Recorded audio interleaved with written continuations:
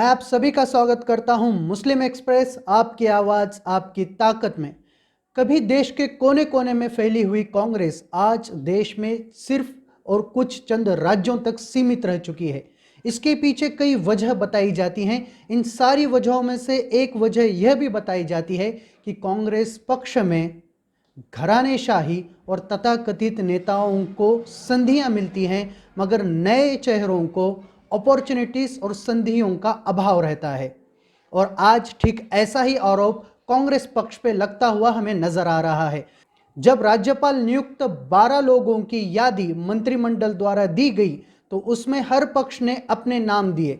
उसमें कांग्रेस द्वारा 4 नाम दिए गए।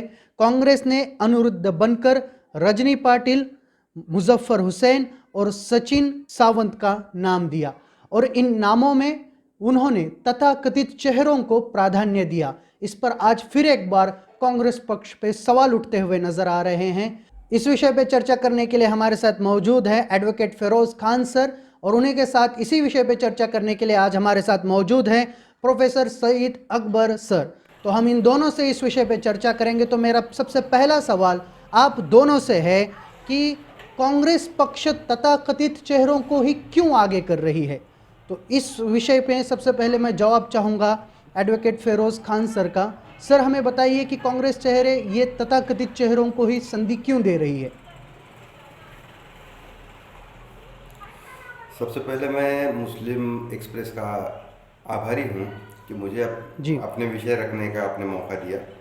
तो देखिए, कांग्रेस के वर्तमान स्थिति का आकलन करने से बेहतर है कि हम कांग्रेस के इतिहास में झांकें। कांग्रेस का इतिहास रहा है कि कांग्रेस ने जब भी किसी मुस्लिम समाज के नेता को सामने लाया है, वो दीवान खाना नेता है, रास्ते का नेता नहीं है। याद रखिए, जो दीवान खाने से उठ के आया, जिसके बाप दादाओं की प्रॉपर्टी थी, जिसका खानदान था, जिसका रुतबा था, ऐसे लोगों को ही कांग्रेस ने मुस्लिम समुदाय के माथे पे मारा हुआ है। कांग्रेस ने कोई नेतृत्व निर्माण नहीं किया, ना ही जो समाज मान्य नेतृत्व था वो नेतृत्व को कांग्रेस ने कभी बढ़ावा दिया, ना ही अपने पास कोई पद दिया, ना कभी बढ़ने दिया। तो सबसे पहले कांग्रेस का इतिहास ये जान लीजिए कि कांग्रेस ने जितने भी नेताओं के नाम आज तक समाज के माथे मारे हुए हैं, वो सभी कांग्रेस की गुलामी करने वाले, जी हुजूरी करने वाले, और जिनकी जिंदगी दीवान खाने से शुरू हुई, ऐसे लोगों को ही कांग्रेस ने नेता के प्रोफेसर सईद अकबर सर, मैं ये पूछना चाहूँगा, जिस तरह एडवोकेट फिरोज खान सर बता रहे हैं कि कांग्रेस ने हमेशा ही तथाकथित चेहरों को या घरानेशाही को प्राधान्य दिया है, इस विषय में आप क्या सोचते हैं कि कांग्रेस ने जानबूझकर ऐसा किया है क्या? क्या कांग्रेस जानबूझकर नए चेहरों को दरकिनार करती है और पुराने तथाकथित चेहरों को, घरानेशाही के चेहरों को सामने लाती है? क्या ये कोई जानबूझकर करती है कांग्रेस?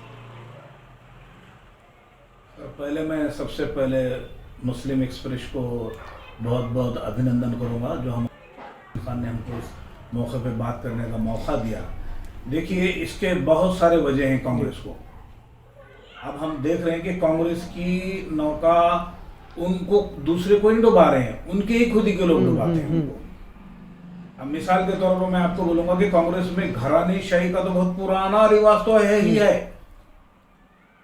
मिसाल के तौर पर आपको मैं ये बताऊंगा कि इस विधान परिषद के ऊपर जो 12 लोगों को जो लेना है, तो इसमें लिया किसे जाता है कि जो साहित्य क्षेत्र हैं, कलावंत हैं, जो विद्वान हैं, ऐसे लोगों को लेने का प्रोविजन है।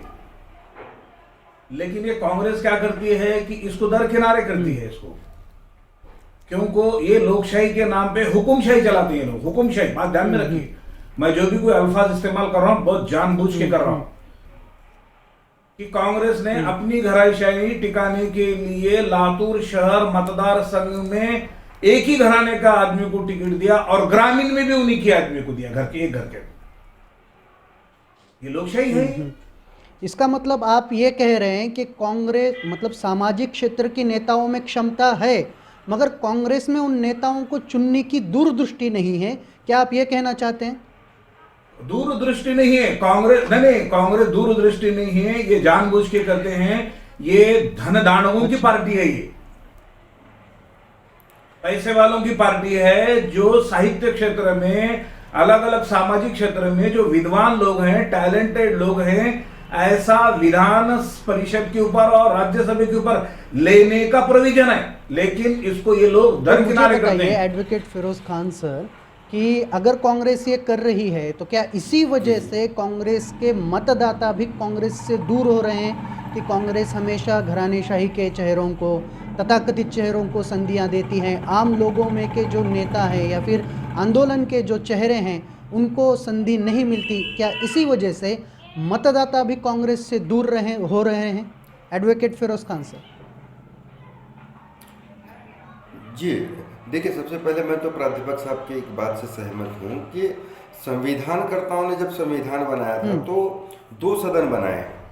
याद रखिए, लोकसभा से राज्यसभा बढ़ा है और विधानसभा से विधान परिषद बढ़ा है। इसके पीछे की वजह यह है कि संविधानकर्ताओं को पता था कि इलेक्टोरल जो कैंडिडेट्स चुन के आएंगे, समझ लीजिए, क्योंकि इंडिया उस समय इतना प्रगत राष्ट्र नहीं था, ना ही यहाँ के मतदाताओं में उतना शऊर था कि हम किस कैंडिडेट को चुने।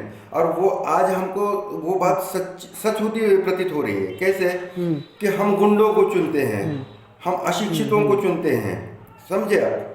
और रहा सवाल हर पॉलिटिकल पार्टीज के कुछ फाइनेंसर होते हैं जो कि इनके कर्ता धर्ता हैं। उन फाइनेंसर के पैसे से ये पॉलिटिकल पार्टीज इलेक्शन लड़ाती है और 5 साल उनका एहसान चुकाती है, ये तो आप मानते हैं।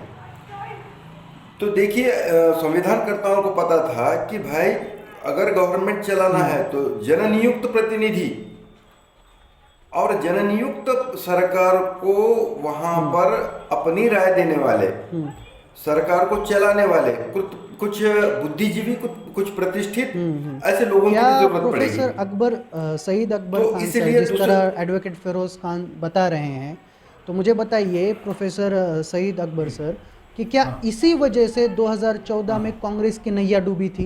क्या यही कारण थे कि कांग्रेस हमेशा नहीं, कांग्रेस की नैया डूबने के उसके बहुत सारे वजह हैं, उसमें से ये सारे वजह भी हैं, क्योंकि ये लोग इतने मगरूर और इतने घमंडी लोग रहते हैं ये कि अगर कोई समाज का कोई अच्छी बात अगर करता है तो उनको वो लागू नहीं गिरती है। वो तो कहते हैं हम समाज के लोगों को देते हैं संधि, और ये कहकर वो तथाकथित चेहरों को ही आगे करते हैं, वो भी ये कहते हैं। नहीं, मैंने बोला ना, मैं तो बता दिया, सभी पार्टी में घरानेशाही तो है ही, ये भी मैं मानता हूँ, लेकिन उसकी हद भी होनी चाहिए ना। उसकी हद, तुम्हारी मिसाल दिया मैंने आपको, आपका कहां का, अच्छा ठीक है, वहां का मिसाल दिया मैंने, अभी और मैं जिले का मिसाल देता हूं। मैं क्या, ये जिले के अंदर आज तक मुसलमानों को या अच्छा कोई टैलेंट आदमी को उस समाज को प्रतिनिधित्व देने के लिए एक आमदार की का टिकट नहीं दे सकते लोग। विधानसभा को नहीं देते, तो विधानसभा तो ये पब्लिक से चुना हुआ जाता है, लेकिन यही कहती सेलेक्टेड वो मुसलमानों के साथ है या फिर मुस्लिम कार्ड वो हमेशा अपनी राजनीति में खेलती आई है। नहीं, मुसलमानों के साथ नहीं, मुसलमानों के साथ है, मुसलमानों को फंसाने के लिए। जो गरीब तबका है, जो समाज है, मुसलमान ही नहीं, मुसलमान, दलित, ओबीसी, एससी, एसटी, इनका इस्तेमाल करना जानते हैं लोग। सिर्फ इनका इस्तेमाल मैं पुरावे के साथ दूंगा। देखिए, अमेरिकी के अंदर का ऐसा नियम है, इलेक्शन में अगर ठहरना है तो तुमको 2 बार चांस रहता है, बात ध्यान में रखिए। लेकिन यहां पर कैसा है, इनको कोई लगाम ही नहीं है ये लोगों को। ये जो कांग्रेस के अंदर के लोग हो या पॉलिटिशियन के लोग, इनको लगाम नहीं है। अभी आपको एक रूल्स बताता हूं मैं आपको, जरा सुनिए। स्थानिक स्वराज्य संस्था के इलेक्शन के लिए आपत्ति की मर्यादा 2 की है, बात ध्यान में रखिए मैं क्या बता रहा हूं।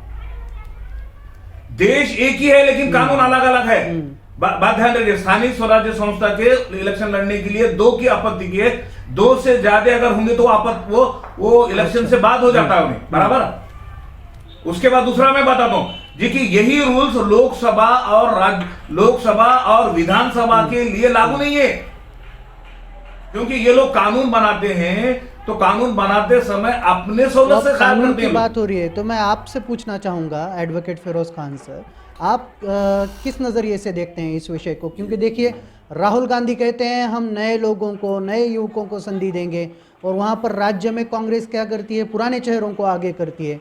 तो आप एडवोकेट हैं, आप संविधान के नज़र में इस चीज़ को कैसे देखते हैं? देखिए, मैं आपको पहले मैंने जो मुद्दा छेड़ा था आपने उसको थोड़ा सा बीच में से ब्रेक जी, किया था, जी, उसको मैं बोलिए थोड़ा सा कंटिन्यू करके आगे बात करूँगा। तो मुद्दा ये है कि विधानसभा और लोकसभा ये दोनों सदनों को छोड़िए, जो जननियुक्त प्रतिनिधि हैं, ये जननियुक्त प्रतिनिधि के सल्लागार के तौर पे ये जो दूसरे दो सदन हैं, राज्यसभा और विधान परिषद, ये दो सदनों को इनसे ये वरिष्ठ सदन है। और इसको संविधान को अपेक्षित ये है कि इस सदन में जो लोग आएंगे वो लोग सरकार चलाने के लिए ये बुद्धिजीवी का काम करेंगे, याद रखिए आप। तो इसका अपेक्षित क्या है संविधान को कि ये जो दो सदन के जो प्रतिनिधि आएंगे ये बुद्धिजीवी होंगे, या समाज के अलग अलग जो तबके हैं जो अपने अपने क्षेत्र के माहिर हैं। समझ लीजिए, कोई अगर प्रोफेसर है तो वो प्रोफेसर वहाँ उनके क्षेत्र के माहिर है, कोई डॉक्टर है डॉक्टर उनके क्षेत्र का माहिर है, कोई साहित्यिक है वो उनके क्षेत्र का माहिर है। तो हर क्षेत्र के जो माहिर लोग हैं उन लोगों को इस सदन में प्रतिनिधित्व देकर सरकार चलाने के लिए इनकी राय अपेक्षित है, इनका सहयोग, इनका सहकार्य अपेक्षित है। तो अब रहा सवाल कांग्रेस की नीति, आप आज पर मत जाइए, वर्तमान के कांग्रेस को मत देखिए। लोकशाही को सड़ाने, गलाने और विकृत करने का काम ये कांग्रेस ने ही किया है, आप समझ लीजिए ये बात को। कांग्रेस ने, जैसे आज मोदी कहते हैं ना कि 70 साल राज किया, 70 साल राज किया, भाई 70 साल किया होगा, आप वो बात को छोड़िए। आप एक बात को समझ लीजिए कि स्वतंत्रता प्राप्ति से लेके आज तक जितने मसले मसाले इस देश में हैं, जो भी आप प्रश्न समझ के चलते हैं, उस सब की जननी कांग्रेस है। तो आप ये समझ लीजिए कि किस सदन में किसका प्रतिनिधित्व किस कारण रखना है, ये संविधान अलग कहता है।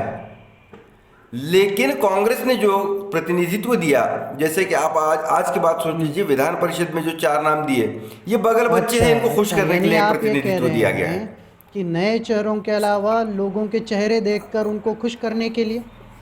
नहीं, शोएब भाई, नए चेहरे नहीं। इस सदन में हर अपने अपने क्षेत्र के माहिर व्यक्तित्व को नॉमिनेट करना और उनको प्रतिनिधित्व देना। आप किसी जाति धर्म के व्यक्ति को यहाँ पे प्रतिनिधित्व नहीं दे रहे हैं। इस सदन में सरकार चलाने के लिए जो अपनी बुद्धि दे सके, जो अपनी राय दे सके, ऐसे अपने अपने क्षेत्र के माहिर लोगों की राय सरकार को चाहिए, जो सरकार को उचित वक्त पे उचित अपनी राय दे करके सरकार को सही रास्ते पे चला सके।